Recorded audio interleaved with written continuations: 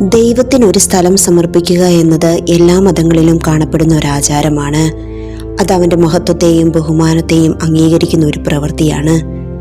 313 Constantine ചക്രവർത്തി ക്രിസ്ത്യാനികൾക്ക് പൂർണ്ണ സ്വാതന്ത്ര്യം നൽകിയപ്പോൾ പണി കഴിപ്പിച്ച നിരവധി പള്ളികളിൽ ഒന്നാണ് റോമിലെ ഈ അതിപുരാതന ബസിലിക്ക.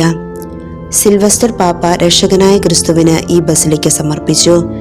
പിന്നീട് വിശുദ്ധ സ്നാപക യോഹന്നാനും സുവിശേഷകനായ യോഹന്നാനും ഈ ബസിലിക്ക സമർപ്പിക്കപ്പെട്ടു.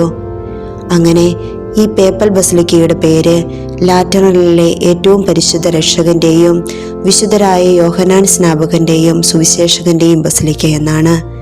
ലോകത്തിലെ എല്ലാ പള്ളികളുടെയും മാതൃഭവനമായും റോം രൂപതയുടെ കത്തോലിക്ക കത്തീഡ്രലായും റോമിലെ ബിഷപ്പായ പോപ്പിന്റെ ഇരിപ്പിടമായും ഈ ബസിലിക്ക ഇന്നും നിലകൊള്ളുന്നു.